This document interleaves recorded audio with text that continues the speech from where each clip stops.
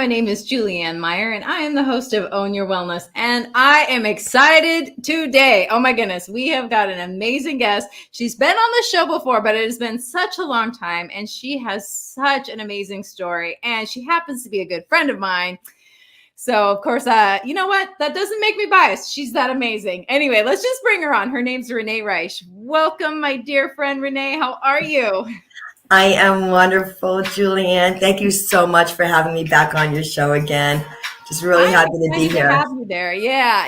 It's oops, I hear me or like my show. These things happen. So anyway, why is that going on? Let's figure that out. Let's see. we're having this let's see if we can get this. Baby, it's live. That's what happens. Okay, got it. We're good. All right. I'm sharing it to my page. Maybe that was the background. So we're here. Yeah, we're good. I think so, but that's okay. Who cares? We're here to talk. We're here to have fun. We're here to connect, and we're here to share. Yes. So keeping with that in mind, I would love for you to share a bit about yourself and your own wellness journey. Well, Julianne, first of all, again, thank you so much for having me on here. It's been a journey. You know, life is more about the journey than the destination, as we've heard. And what a journey it's been so far. It's been pretty amazing. I, as you know, come from a corporate background at 25 years with one company. And that was really an incredible experience. And in 2013, I got very sick while I was there. And that's what this whole part of this journey is about and what I'm doing today. And I got really sick. I was taking care of everybody else. It was the Christmas season. And I had these sores that took over my vocal cords. And as a manager, which I was at that point in retail, taking care of everybody else, running around like a chicken with my head cut off during the holidays. The stores were open late, up and early. And I was managing everybody, but not taking care of me. And I got very run down. And I got sick. So sick that I ended up in the hospital, in the ER, 2 trips. It was something that I never anticipated happening. I was not even paying attention to my own health and my own needs because I was so engrossed and involved with making sure everybody was happy and healthy and taken care of. But you've got to, you can't pour from an empty cup. You've got to take care of you. And I didn't at all. Mm-hmm. And the trip to the ER was one that was an incredible experience when I was there. The one trip before the ER, I ended up at the urgent care before I went to the ER. That next day, after I didn't feel well, I had come home and it was like 1 a.m. I felt like there was something in my throat, like a sore. And the urgent care doctor said, "There's a sore in your throat. You're right." That's the next day it broke out into like many sores. And that's when she sent me to the ER. And my best friend, who's watching over me from heaven, took me there. And we spent many hours there. And finally, they did many tests. And the doctor said, "You can't be with the public." Because I said, "Am I contagious?" He looked at me like, "You're highly contagious. You can't be with anybody. Mm-hmm. Like, we don't know what this thing is. And you can't be out there." I'm like, "Oh, my God. Like, what do I have? And how do you get this, And this is pre-pandemic. We're talking 2013. So it wasn't like, what is this? Like this, we didn't know. He was just, as I said, there were many, many tests that were done. And they came up with viral pharyngitis. So a virus that was in my vocal cords and sores that just took over. And I wasn't able to eat or drink or swallow. And on that note, I was diminishing and deteriorating in my own health. So it was a very depressing time for me. You know me, I'm kind of bubbly and very much a connector and love to be with people. And when I think about like water is to a plant, like people are to me. They water me, it's that life that I connect. Like you and I, like we're on Zoom. I'm like, I don't want to talk on the phone. Let's do a Zoom. And it's a connection because even though people are getting out there right now and they're back, we're with people and gathering, I'm still being cautious and careful. So I'm meeting on Zoom and it's really connecting with people. And when you're not able to do that, my plant wasn't being watered, and I wasn't feeling anything because I didn't have any kind of connection. And I'm a connector. And there was no voice. There was no connection. I couldn't be with my parents. My best friend, she would come to me with a mask on, like with COVID now, we're wearing masks. This is again pre-pandemic.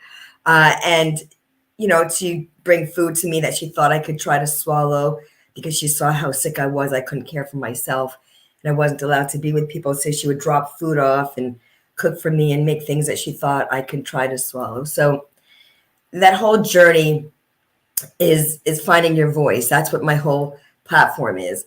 And it's really to help others find theirs. Not that they had to lose their voice to a virus or anything or get really sick, end up in the hospital like I did.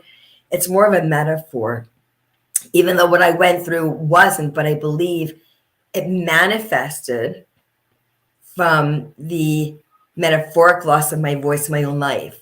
So being a people pleaser, never feeling like I was enough, fear of judgment, limiting beliefs, low self-worth, low self-esteem, and looking at me out there, you would never know it. And I didn't really even know how bad it was, but taking care of so many other people and never tending, the word tending is like tender, right? Never tending to myself, never really looking at that girl in the mirror or giving her the time of day. I would, tell people I was looking forward to a day off, not to breathe and relax. I would look forward to days off to see what more I can do for my teams, because I was running multi-million-dollar teams at the time. And I would say, well, okay, if I work, at 1 or 2, I could get up at like 5 and maybe I'll get a couple hours sleep in between and I could do more schedules, or I could do that. That was the mindset. That was my mindset. It was not a healthy one for sure. And so I was so run down that, somebody probably could have sneezed and maybe that's how I got sick. And my body turned it into something much worse because my immune system was compromised because I didn't give it any downtime. And so in that light, I got pretty sick. So that's the biggest part of this journey that I'm on today, and gives me I guess it's the trajectory in what put me where I am today in helping others, especially women, to really find their voice. So finding your voice is about that feeling of coming into your own and stepping into your own power. I know that, well, I'm also not a man, so I can't really speak for men. I shouldn't be speaking for women either. I should speak for myself. But my point is that it is widely accepted and commonly known that women tend to put themselves last. And so your message is really important. And I know that you wrote an amazing book. And do you have a copy of it? Because I would love for people to be able to see this as well. And I do. There it is, Finding Your Voice. Unlock your chains and unleash your greatness. I love that picture, by the way.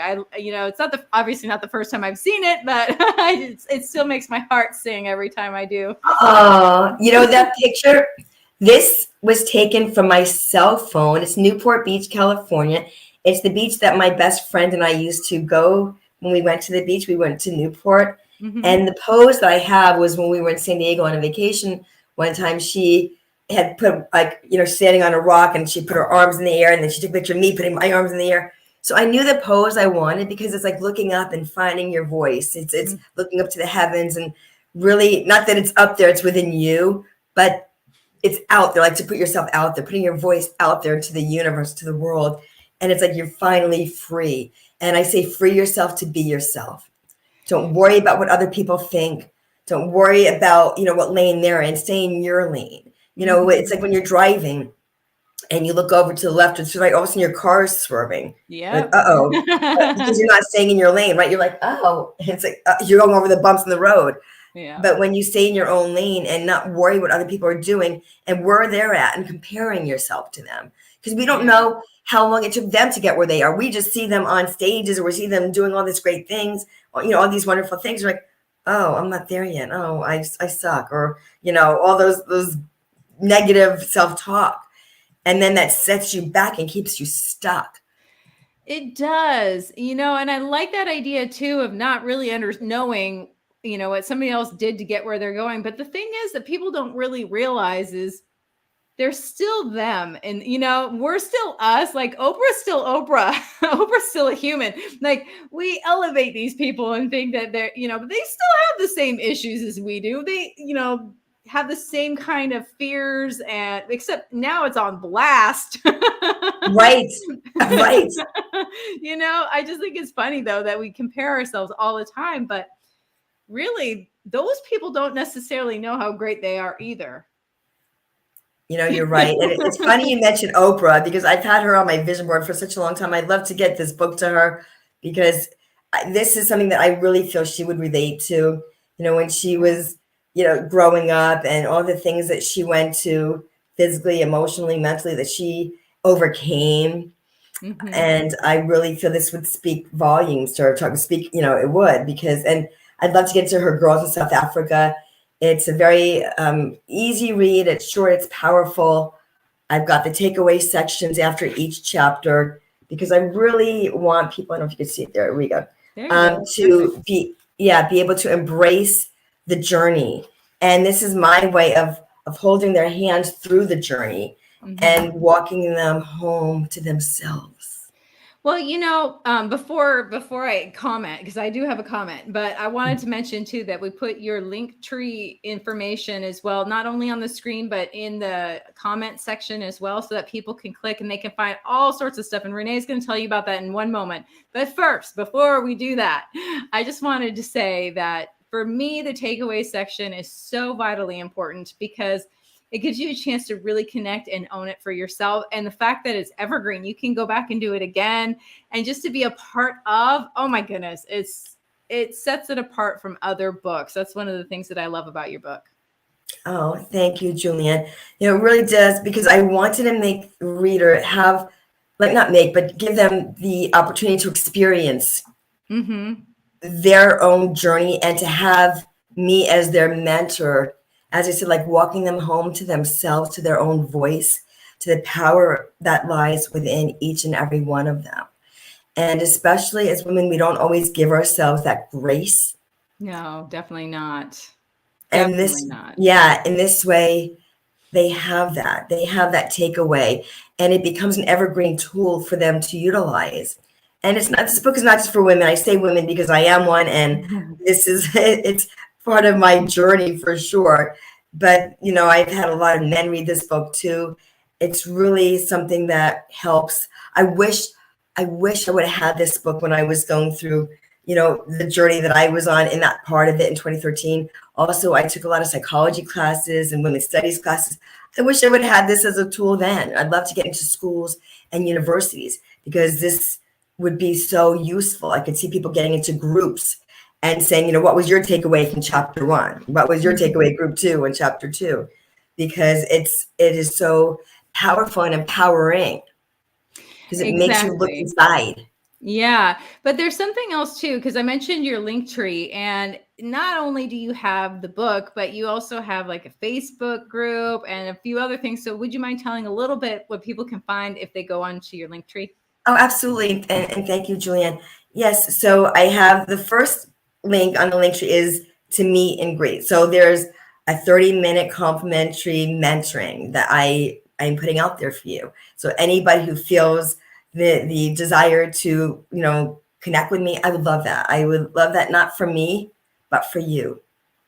Because I believe that I am a vessel with a voice that was brought through such an ordeal of such pain to be able to share this part of my journey with those who feel they are unable to speak about what's happened in their life, or they're not feeling like they're enough. Whether you're a mom or in corporate America, which is where I came from, always trying to do better and perform better and be better and never feel like you could be because of the expectation. I was always out there. I was actually always competing against myself, and that was, it was not easy because I was pretty hard on myself. Not to give yourself a pass on not doing things that you're supposed to do, but to give yourself, like I said earlier, the grace that you deserve. Exactly. So that's one thing on the link tree. And then also my book is on the link tree. You just click on it. It says to get the book, and you just click on that. I'll take you right to Amazon. You can get your copy of it. And that, again, will be an evergreen tool for you. I also have a complimentary 10-step download to 10 steps to finding your voice. That's on the link tree as well. I've also done articles for magazines. That's on there as well.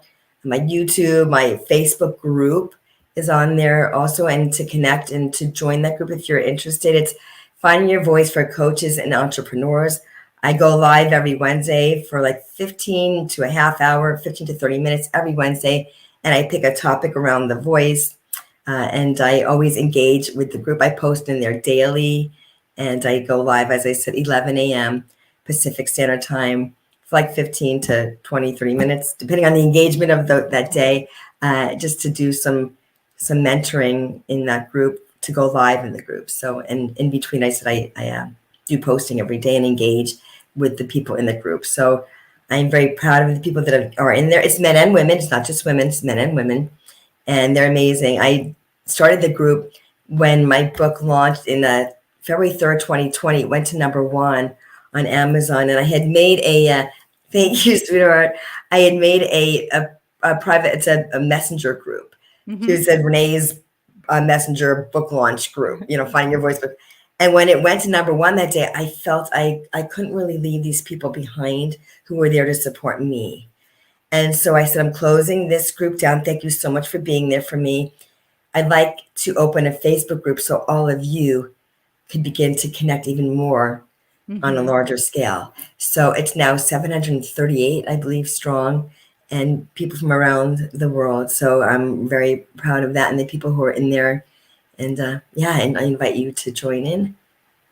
I love that. Something that keeps popping into my head, which means I have to share it, and that's just how it works. Is I was thinking about men and the book, and I used to work in addiction recovery. Most of my audience knows that, and I think you know that too, Renee. But the point is that we had this thing every Wednesday called Treatment Team, and the entire support staff and therapeutic staff got together and talked about the clients, about what their needs were and what they were struggling with and how to best help them.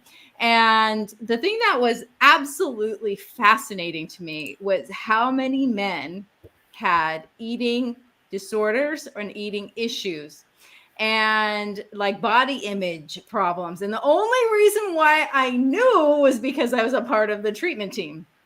And you would never, some of these guys were attractive, you just would never have guessed, is what I'm getting at. And the thing that was nice about being in that environment, in the rehab environment, was that it was okay for them to have these issues. They were eventually able to talk about it and work through it. And I just feel like what you're doing is making a safe space for men as well, even though it's just not necessarily as commonly accepted. I'm gonna tag on to that, because I think almost more so for men, because it's the machismo, that I can't say that I need help because that's going to make me weak. And women too, the corporate woman that's afraid, is like, I could use some support, because we're so used to being on, right? We have to be on. We have to have this, this coat of armor on us, and we have to be this way, but you don't have to be anyway. And it's okay to take a deep breath and say, I need some support. I need some help. And that, I think, makes a person stronger, not weak. No, absolutely. Absolutely.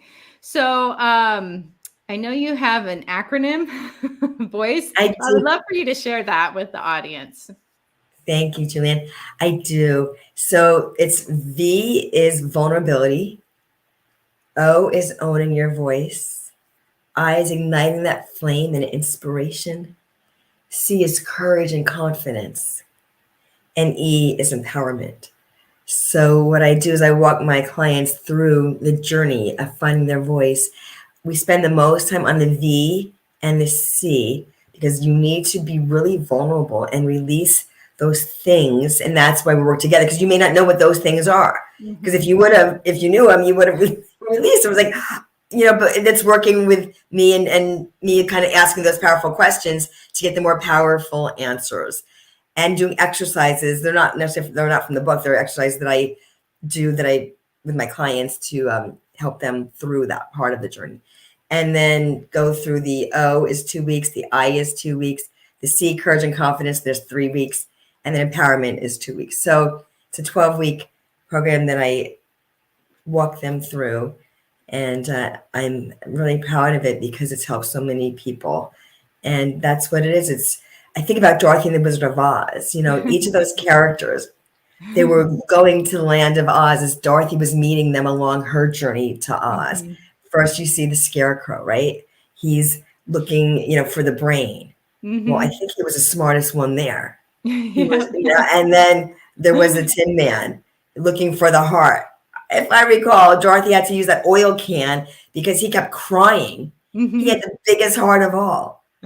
Then you had the cowardly lion who wanted courage. He jumped in front of the Wicked Witch of the West to defend Dorothy and all the other characters, even Toto. He went to defend them all. He had the most courage of all.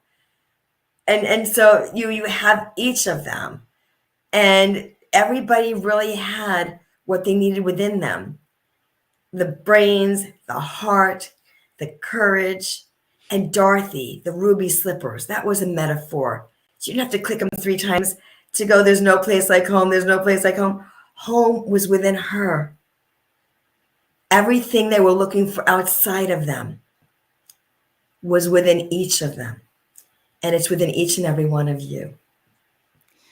That's beautiful. I love that movie. And you're one of the few people that actually talks about, what the actual meanings are behind it and really get into it instead of it just being, a kid's show, for example.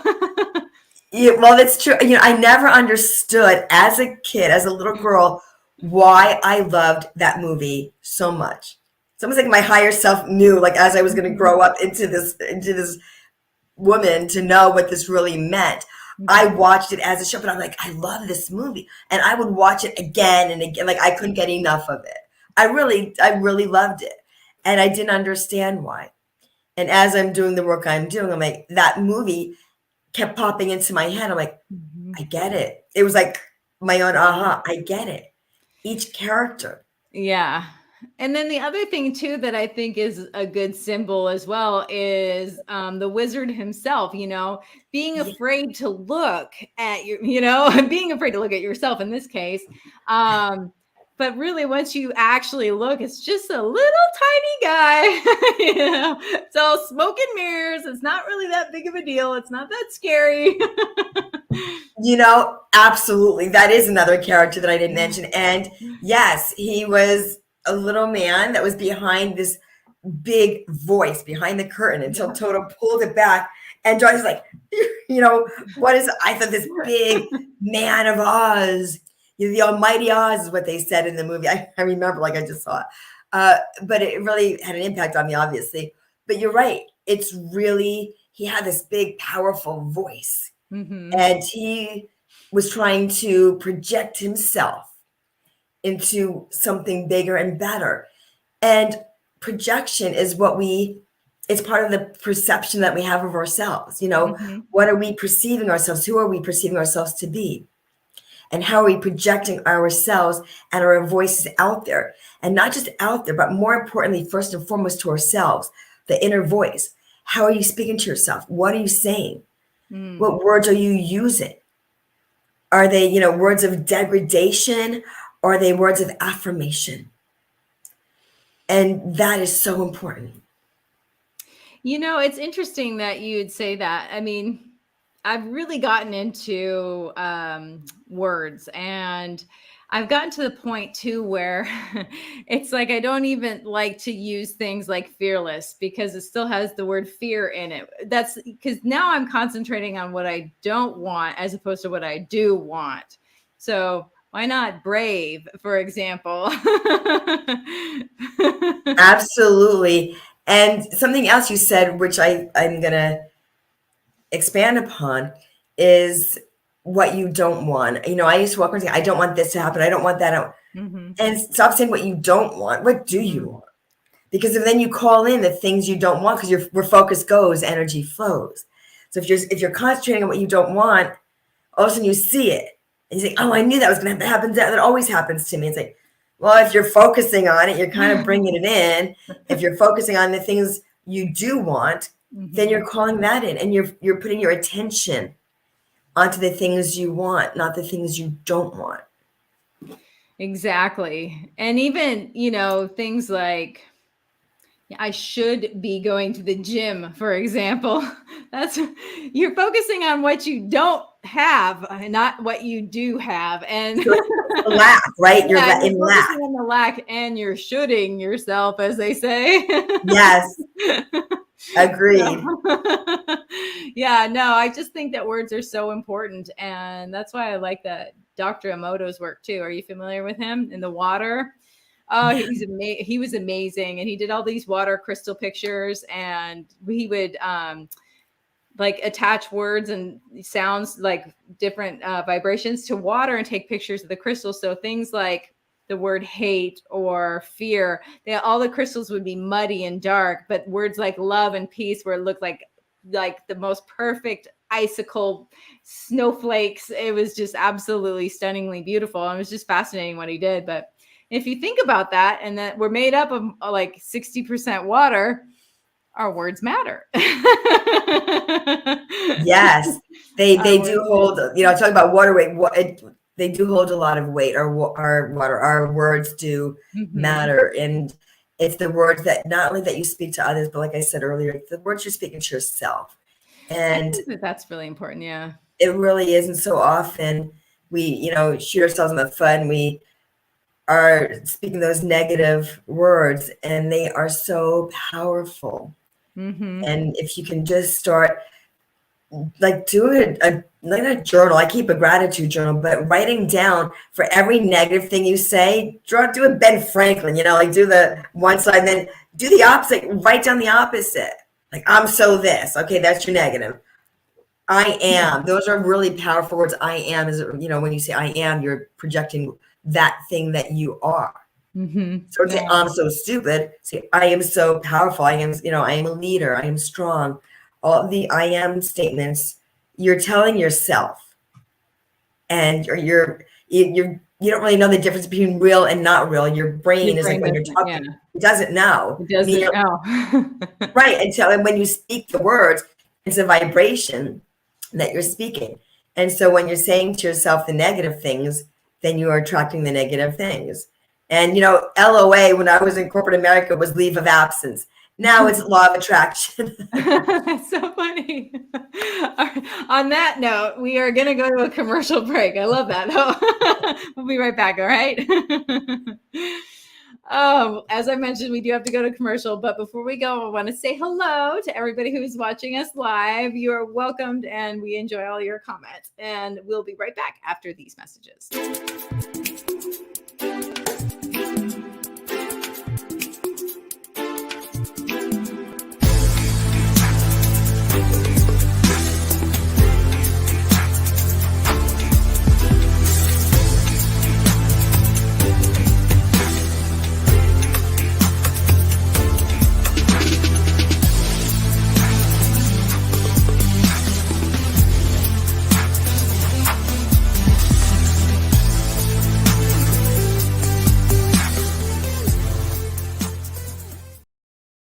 Are you someone who is struggling to move forward because you suffered a loss? Maybe you're even finding it difficult to complete the most basic tasks.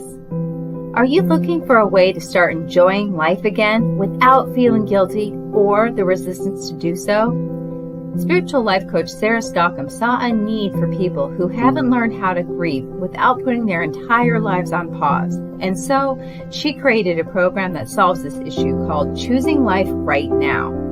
This program is simple, and you can do it on your own. If you are ready to learn how to feel your grief while still being able to smile, to honor the sacredness of what took place as a loss, and yet still continue to live with joy, and if you'd like to take care of your whole being with grace and love, then I'd like to invite you to experience her new program called Choosing Life Right Now. Sarah is currently offering her program for the promotional price of $77, but it won't stay at this price for long. To learn more, check out her website. The address is on the screen.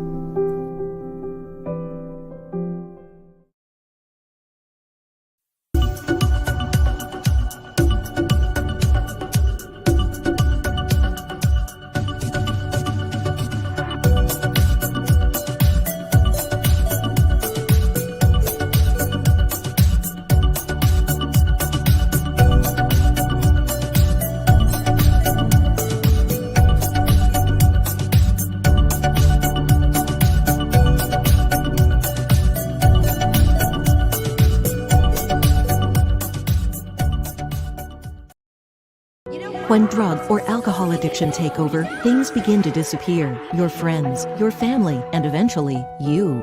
Recommended by Dr. Phil, New Method Wellness can help get your life back with individualized treatment plans for dual diagnosis clients. New Method Wellness provides the most highly credentialed treatment in a safe and welcome environment. Call New Method Wellness for your free consultation and ask about our national accreditations. Together, we can put the pieces back together. Welcome back, everyone. If you're just joining us now, my name is Julianne Meyer, and I am the host of Own Your Wellness. And today's special guest is RENEE REISCH. Let's bring her back on. Hello, my dear friend. Hello. So during the commercials, I was thinking about something that I'd love to just have you share about what your experience was, and maybe it can help some other people too. You know, you basically experienced a pandemic, a single person pandemic on your own. And then, you were you got better, obviously, but how did you reintroduce yourself back into the world again? Great question. It wasn't easy. As a matter of fact, and I didn't say this earlier, it took, I was out of work. I was out of commission for about 4 months because I was in that state. It was 4 months of isolation. And I don't mean I was with the pandemic, if sometimes people are with a family or whatever, they're just with the people they're with. I was literally isolated from the world. And had it not been for my best friend coming upstairs with a mask, I wouldn't have even seen her. And she wasn't there to visit. It was just to drop off food and leave. Because she knew I wasn't able to do that. It took close to 1 year for me to fully regain the use of my voice, and doctors didn't know if it was going to be permanent. So during the time that I was on the leave of absence, my doctor had sent me to a specialist. And I wrote in the book that was not the way I ever anticipated getting onto the big screen to see my vocal cords with doctors in white coats, sticking tubes down my throat to see my vocal cords. Not the way I thought I'd be on a big screen ever. But part of me was up there, and it was really scary because I was looking like I don't know what they're looking for, what they're seeing. I see my cords up there. I'm like, I couldn't say anything. I was really scared. I'm going to say that. I was extremely frightened because I didn't know what they were going to find. And I never thought that this was going to be a permanent thing. That never entered my mind. I just knew I was in tremendous pain. And I knew that I didn't get help from Western medicine because they had no way to help me. They drew 20 vials of blood in a 3.5 month period to try to figure out what I had so they could start treating it. And they couldn't because it was a virus. So there was nothing they can do. So when I was sent to this specialist and I was like just sitting there going like, oh my God, they could tell me this is it. Like, I had learned sign language years ago, but I never thought it was going to be something that I had to really use for a permanent way to communicate. And we think about people that don't really have a voice, and this is their way of life. There's different ways people find their voice. And I wasn't something that I was used to, but I would have had to learn that way. It was just really scary. That's all I can say. I didn't know what they were going to find. When they told me that it didn't look like it was going to be permanent, it didn't appear that it was at the time. That is what I held on to. I held on, like I grasped onto that like nobody's business. And I put the pedal to the metal. Oh God, I feel emotions right now. That's interesting. Wow, I haven't thought about that in such a long time, even though I've been on podcasts, but nobody asked me that question before. So it's hitting me in a different way. So I did whatever I could do. Like I went on YouTube and I was looking up, in addition to the exercises that the vocal coach had given me, because once they found out it wasn't permanent, I had to go to a vocal coach that my doctor sent me to. And it wasn't just saying do, re, mi, fa, sol, la, ti, do. I mean, I had to really do I had to look in the mirror, literally look in the mirror and do vocal exercises. And so the ones she gave me, and I had to record things on my phone and my voice. and it would go in and out like a rubber band. Like if you have a rubber band and it's not been warmed up, right? Your muscles, if they're not warmed up, Yeah. and you just go to work out, you could hurt something.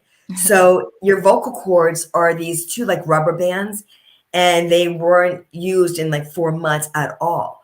And so they had atrophied. So I had to warm them up. And as I would start trying to speak, it would go to air, like air came out. There was no more voice. I would start and then it would go out.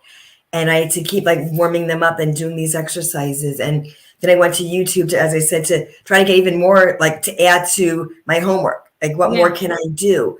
I wanted to be a stellar student because it was going to really help me. And so I did whatever I could do. Like I was Googling things and what do you do and how do you do, and anything I could do to supplement my assignments and to really put that pedal to the metal because I wanted to get better. I knew there was life to be lived. I didn't know where I was going to be going from that point, but I knew there was life and I wanted to be a part of it. That's so beautiful. I can't even imagine what that would be like. It's like you're with yourself for 4 months. Yeah. There's no escaping you for 4 months. And Yeah. I don't know. I think that would do a number on my psyche. I really do. Well, Julianne, it did a number on my psyche and I fell into a deep depression. Yeah. It did a number on my psyche. Well, Yeah. like you said, I mean, even an average person needs to connect, but when you're a connector and that's really important to you and you can't even talk to yourself, literally can't even talk to yourself. I can't even, it's just, it's not the same thing, but I think a lot of people with the pandemic can kind of have an idea of what it might have been like for you because they've all had to deal with their own sort of separation and things not being how they think it should be and, not being able to do the things that they want to do, etc. So. Very true. You don't know what you don't know, right? Yeah. And I wish I could tell people that I did all this inner work and I journaled and I did that. There was no rainbows and unicorns happening.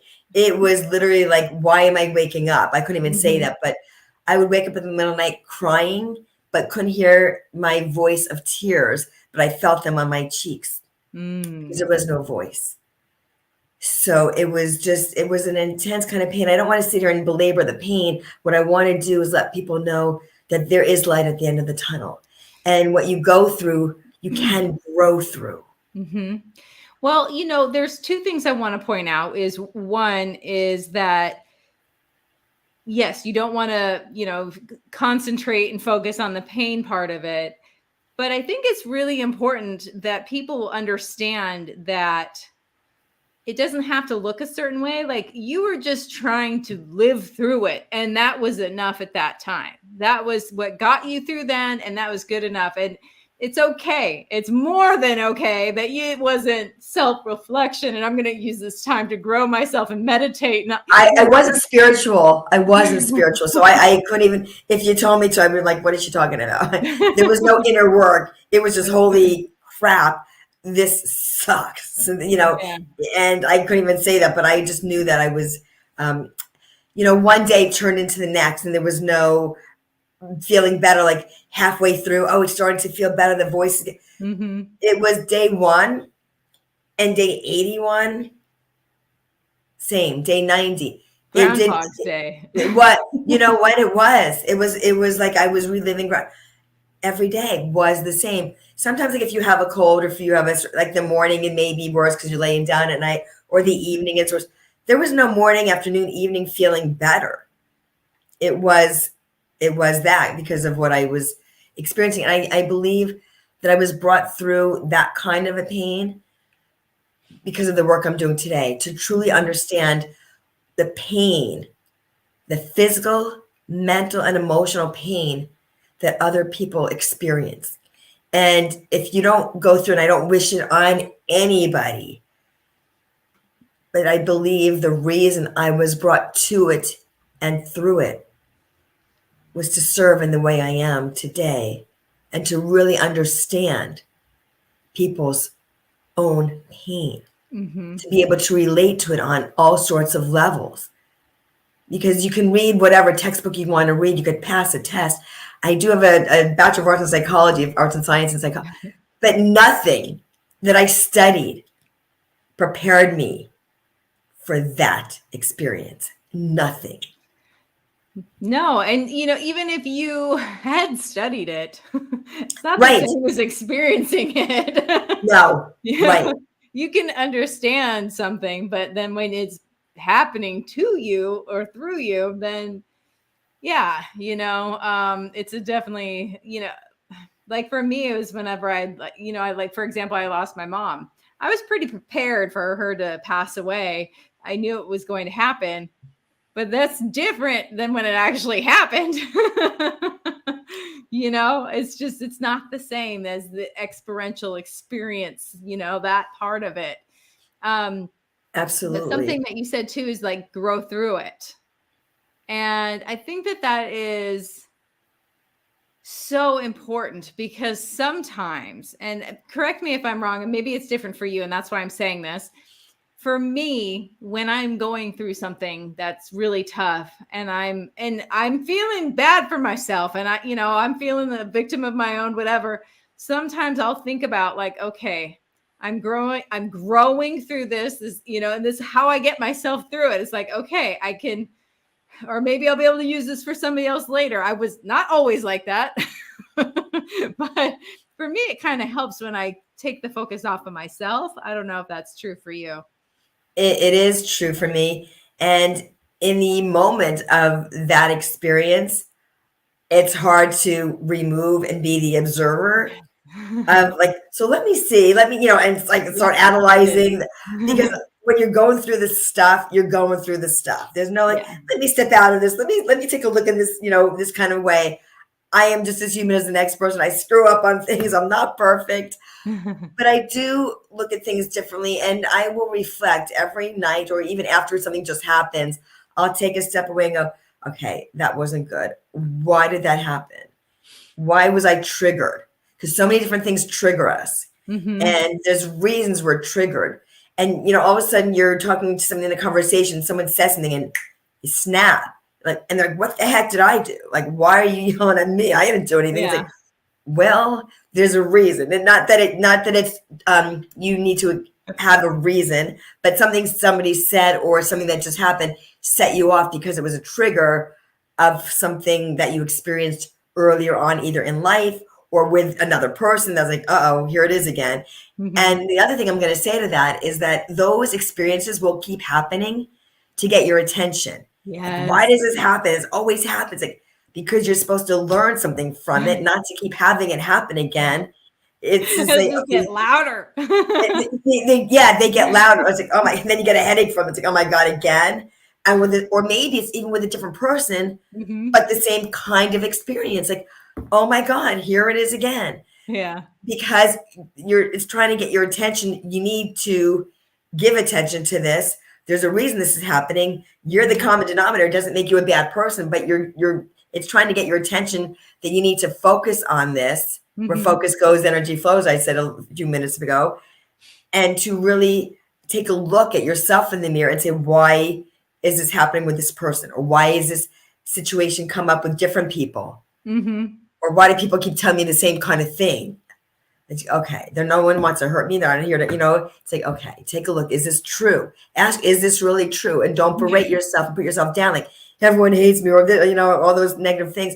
No, it's showing up because it's trying to get that attention to it so it can be dissolved and resolved. Exactly. And something else too that helps me, and this is kind of a little bit off track, but it's really funny. Go for it. Okay. So I used to always get mad about people's driving. And, because they weren't driving how Queen Julianne thought that they should be driving. And how dare they, cut in front of me. And how dare they, all this stuff. And it was bothering me. And ultimately, The only thing I can change about that situation that keeps happening and will always happen is me. So I just started saying to myself, no, maybe they have to poop. And, whenever I start to get upset, it just reminds me that it's not that serious. That is, taking it too seriously. that makes you laugh too, right? You're like, It oh, does. well, then I should actually let them in. Let me let them in. I know, Like, by all means, before you go in your pants, let me. Oh my gosh. And so funny. It has changed my driving experience 100%. But the thing that I really took from that is two things. One is, as soon as I start thinking I'm the center of the universe, that's when I start to get upset about things. And the other thing, like I mentioned before, is it's not that serious. It really is not that serious. You said something. It's funny. I did emotional self awareness. I do, like I said, a Facebook Live every Wednesday, and it was a part 2 of that, and it was about the ego. Like our ego, we have to like let go of the ego. And that's not always easy because you're used to, maybe the universe is revolving around you instead of you are part of it. Yeah. And, there's a bigger plan. And when you release that and relinquish that control, the more we try to control things, the more we realize that we don't really have that much control. When you release that control, you actually are more receptive to the good that's out there instead of trying to control everything in every situation. Having this tight grip on it. Yeah, and we don't have a tight grip on it. I mean, well, we might have a tight grip on it, but we don't have that control. It's all an illusion anyway. Even our paychecks are an illusion because our job could be taken away in just a moment's notice. Well, mine was in 2017. Exactly. The position 2017. So the viral pharyngitis that I had was 2013. 2017, that position of 25 years was bye-bye. And people in my position, it was like across the board. But nobody knew because they were all on their own, like to them, like, oh my gosh, everybody is like, so you're not like, did that happen to you too? Nobody was taking a poll. We were just trying to survive, like what's going on? So, the company took a different turn and it really was meant to be because I didn't have a book on a bucket list to write a book that became a #1 bestseller. Really? I didn't even have a bucket list to put it on. So it wasn't on there. So had I not been released from that position, I wouldn't be, the mentor that I am today. I wouldn't have written a #1 bestselling book. I wouldn't have done and met you. I mean, I wouldn't have been able to with all these people that I'm meeting, having in my own Facebook group, going live on podcasts, having a YouTube channel. I mean, all these things that I've been able to accomplish and the amazing people I've met. Oh my gosh, just incredible. And I continue to meet. Yeah. It's a gift. I mean, so it's how we look at things. The way we look at things, our perception, like I mentioned earlier on, it's how we perceive things. What you perceive, you can conceive, right? If you believe you can do something, you can do it. If you believe you can, you're right. If you believe you can't, you're also right. I love that because that's so true. We talk ourselves out of things all of the time without even realizing it, Yeah. It's kind of like I always think about this saying or this idea that, schools and things are new concepts. So it's in the beginning, nobody taught us. We didn't have to go to university. Granted, I'm not saying that education is a waste. That's not what I'm going for. What I'm trying to say, though, is that we have a lot of the information within us, but we are trained to look outside of us to find all of the answers. And, what you help people with is looking back inside and seeing their truth. I always look for that outside validation. You don't need to get that. My best friend, she rest in peace. She's like, why do you need that piece of paper? Why do you need? She says, I know what I do. I don't need a piece of paper to tell me that I'm good enough. I don't need this. Why do you seem to need these things? Because I was looking outside for the validation of me being okay within. And when you do that, and that being a people pleaser, always said those things I mentioned, to make sure everybody else is happy, to gain my own happiness. If you don't like me, I'm like, why wouldn't you let me? What did I do wrong? I wanted, that to me was love. That's not what love is. Yeah. Self-love is when you turn within. It's not selfish, it's selfless. And giving yourself that self-care so you can help others. And it's in finding your own voice and whatever that means to somebody else. It's going to be different for everybody. That's why it's not a cookie cutter approach when I'm working with people. It's not like, oh, we're just going to do this. You know, if we could have just done that, I say I DIY'd. If we could have DIY'd this life, I think we would have done it a long time ago. Yeah, that's But it's true. being able to help people and walk them home, as I mentioned, to themselves. And coming home to yourself is the biggest gift of all. We are running low on time, but I'm putting in the chat again your link tree with all of your information so that people can reach out to you that way. And also I want to pop up your website on the screen so people can easily reach out to you that way as well. For those of you who are watching us on TV, hello. But we only have about 3 minutes left. I'm just curious, any final thoughts, anything you want to share with the audience, something maybe you want to reiterate? It's up to you. Thank you, Julianne. Well, first and foremost, I want to say a grateful and gracious thank you to you and to E360 TV for giving us this platform to share our voices together. That is a blessing and it's a gift, and one that I'm truly grateful for. So thank you, and thank you for that.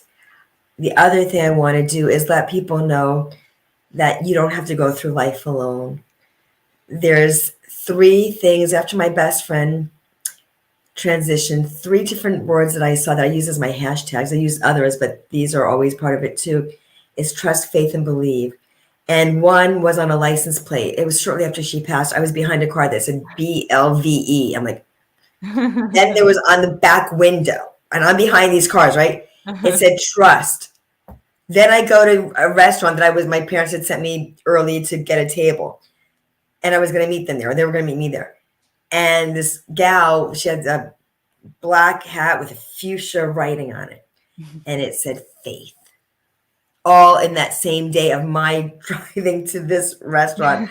And I said, okay, someone's talking to me. And it was trust, faith, and believe. So another thing I do with my hashtags is never give up and be you. So trust, faith, believe, never give up and be you. They're so important. We are on this journey in life, and joy is really in the journey. And don't give up on yourself. I will never give up on you. Reach out. You don't need to go through this alone, whatever this is for you. And I'm here to help you in finding your own voice. And I'm happy to do that. Oh, Renee, thank you so much for being on the show today. I am so glad we got this extra time to talk together and share our conversation with the world. So thank you so much for coming back. Thank you for having me, Julianne. It's really an honor and a pleasure to be here. Thank you. Well, you'll have to come back again. You're more than welcome to. And hopefully this pandemic thing will end sooner and we'll be able to get together in real life. Yes, I would love that. All right. Well, that is all the time that we have for today, Renee. So thank you so much for being on the show, and we'll see you again soon. Thank you so much. God bless. Well, everyone, it's that time. We got to say goodbye for now. So until next time, enjoy the rest of your week, and we will see you soon.